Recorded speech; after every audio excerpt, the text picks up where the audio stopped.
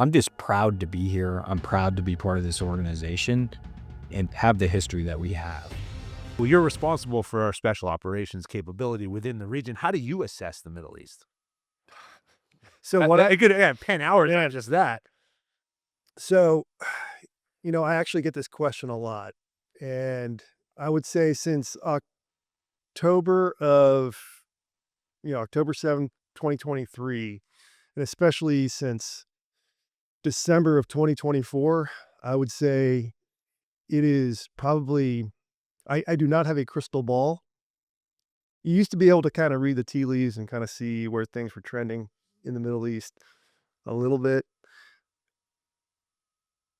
I don't think there's a crystal ball available that could tell you what direction the Middle East is going. I've never seen so much change or volatility in the region than probably right now.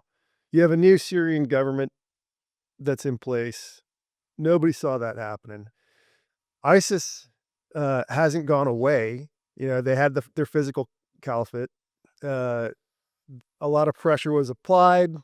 They've gone to safe havens out into the hinterlands in Syria, but given time, it is very feasible. You can see that problem, the ISIS problem, come up again.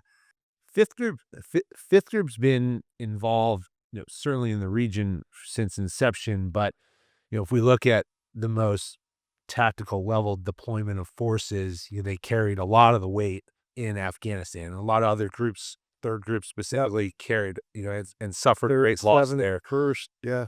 And everybody contributed to that mission for decades. But, it was the fifth group teams who, along with the 160th, who we'll be with tomorrow right down the road here, were there from start to finish. Sergeant Major, when you look at the global war on terror and you think about the impact the group had on the mission in Afghanistan, what comes to your mind? If I were to sum it up in one word, it'd be proud. Like when you look back in the history of fifth group, it's hard not to be proud, which brings your level of game up, because being the next generation from those guys, you feel like you owe it to them to ensure that you're upholding those standards.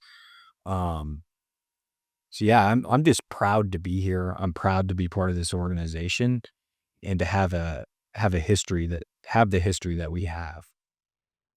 I'm going to jump in there for a second because you see, that's a great way to characterize it. And there's little reminders around this group to remind us of that, of our role in the early days. Like right over there, you got two I-beams. Those are from the World Trade Center, in the shape of a V, obviously for fifth group, Roman numerals.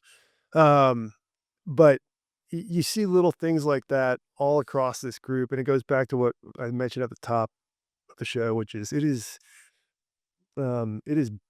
events like that are bred into are part of the culture and the DNA of the organization. And what the CSM said in terms of not wanting to disappoint or let down the guys that came before us, that's a huge component I think to the success and the culture of this organization.